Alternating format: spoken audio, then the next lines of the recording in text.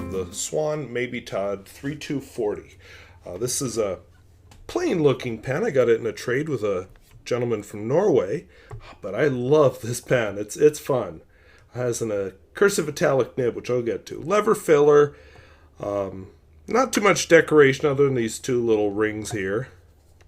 I'll come back to this when I have my... No, actually, what the heck? Let's look at it now.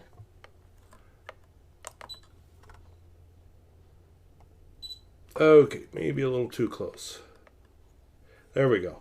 So it says Swan Self Feller, which I guess that's what lever is. I'll talk about the history of the company a little bit here. Made in England. This is actually a brand that started out in the United States, which is kind of interesting. The clip is nothing special. There's a little... another reason I want the magnifier is a little stylized swan up there. They seem to have named a lot of their pens after birds, which is cool. These brass threads here suggest that this was made shortly after the Second World War. I know a lot of the ones from 1949 did not have brass threads, so this makes it a little earlier. There's the name of the pen, Swan. Nothing else on the section. Kind of a nifty grip, feed, wow, Swan. And then the nib, of course, is gold. And this is, I believe, a cursive italic nib. Now I'm going to put on the magnifier so we can look at a few details. Alright, so England, I'll come back to that. 14 karat, 585 means the same thing. This K here, I have not actually found out what that means, but I'm guessing it's a code for the nib. And then Swan and a C. The C, my guess was cursive. The K, I'm just drawing a blank. And then Swan. And then a little stylized swan that looks vaguely like a pelican. And here is the nib. And I try and get you its profile. See, a cursive italic nib is usually more sharply cut. It's like a stub, but it's more sharply cut on the edges than a stub, and it gives you more crisp line, thinner horizontals. And I think I showed you the writing already, so we'll just look at the little swan on the clip, and we'll move on to the fun part of this pen.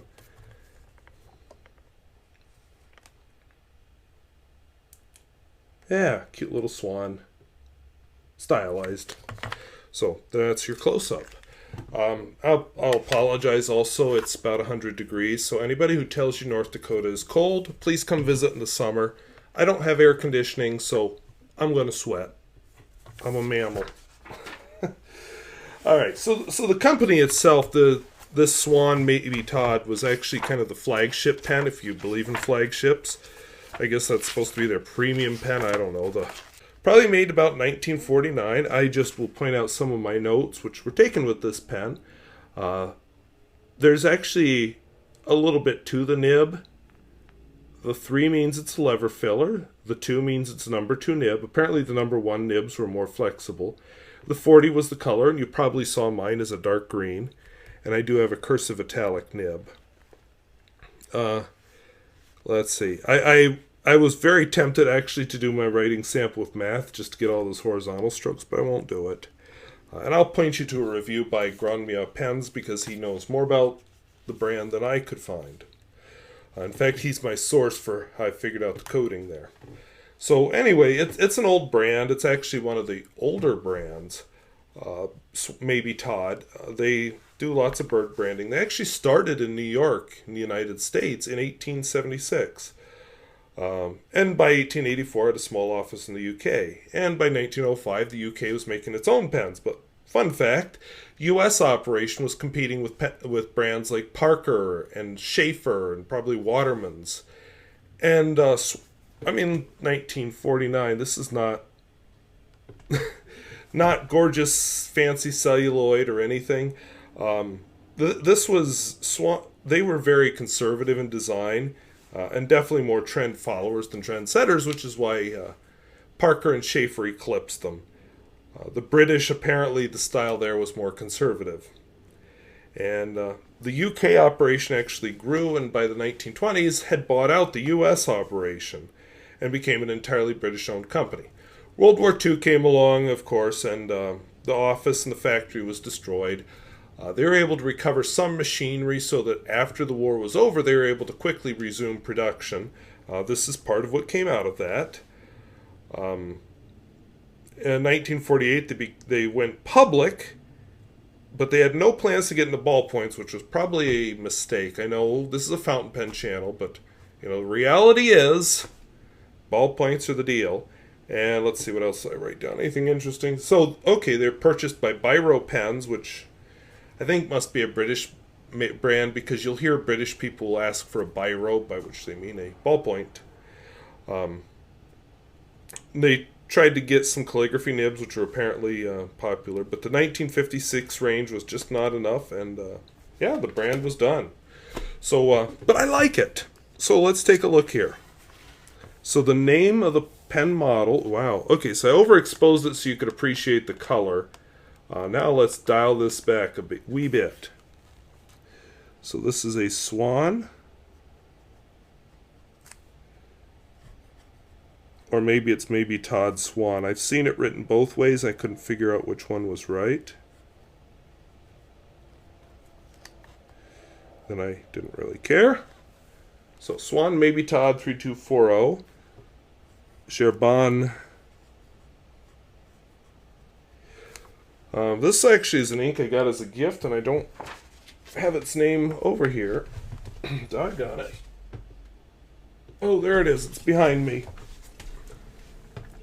Underneath my Corvette. Yes, I own a Corvette. Alright, so I got this as a gift from somebody who kind of likes me. Sort of I don't normally go into deeply with the ink I'm in these reviews, but yes, that is a heart-shaped bottle. On its side here, see? So they put fountain pen together with a heart-shaped bottle, and that's what I got. But I'm actually looking up the name of the ink, which was, I guess I didn't need to open it because there it is on the case. Because I don't speak French, and I'm trying to pronounce things correctly, but I lost my French foreign exchange student because for some reason he wanted to go back to France after a school year, and our next foreign exchange student will be from Sweden and isn't going to be able to help me with my French. So, Gerbon Blue Myosotis, I don't know how to say that. That's the forget-me-not. There's a whole story behind that, if you're into that stuff.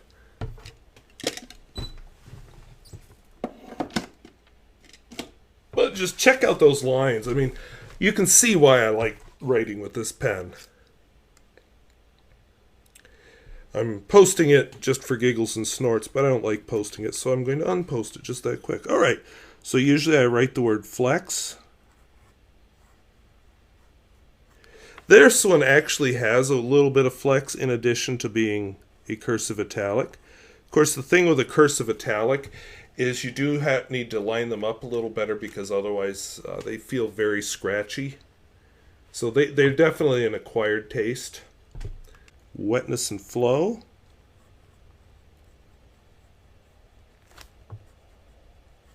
Actually, before I do the Wetness and Flow, let me just do this with the flex. You can see the vertical strokes are a lot thicker than the horizontal ones. Diagonal strokes are just sort of meh. Alright, so Wetness and Flow. This is a wet pen, no trouble keeping up. I like it.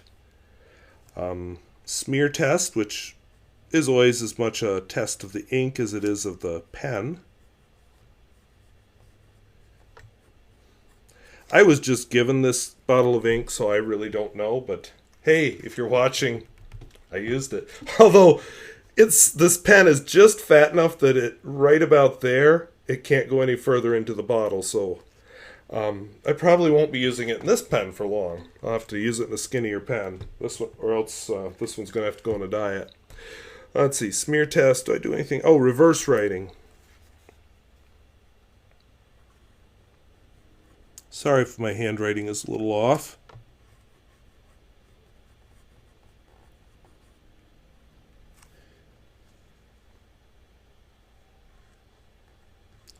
A little scratchy, definitely digging into the paper, but I'd call that a fine. Yeah, a fine.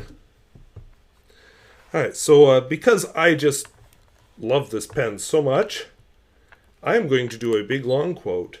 Definitely one of those quotes that I could do a driving video on. Definitely a driving video that would be more of a rant than a drive, probably. So maybe it's better if I don't do this one. But we'll do the quote, because I think it's apropos, or whatever.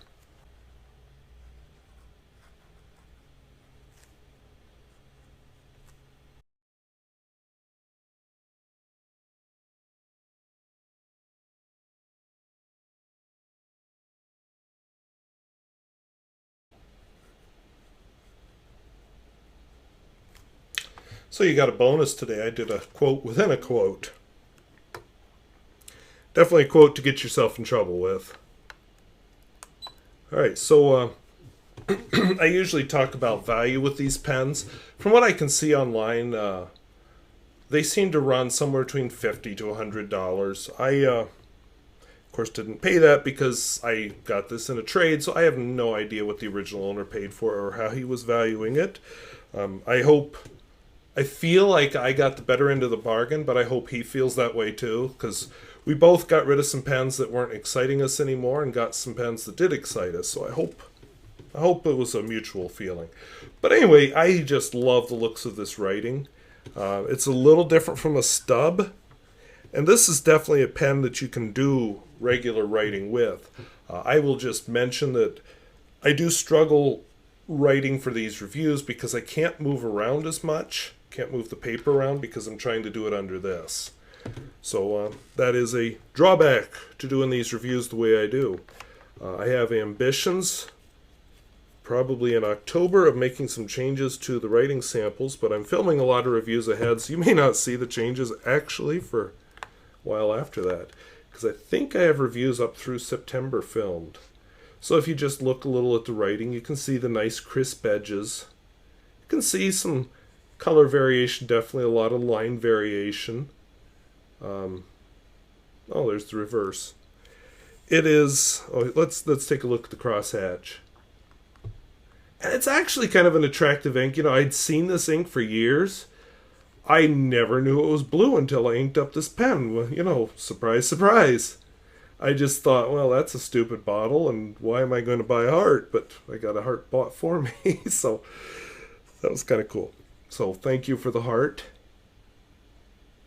You know who you are.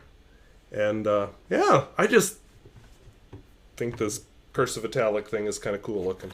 And I like the looks of the pen because I think I've said before, a lot of people want their flashy pens with the fancy finishes.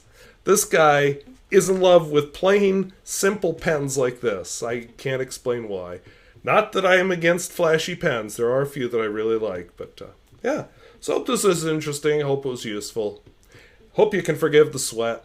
And we'll see you later. Bye-bye.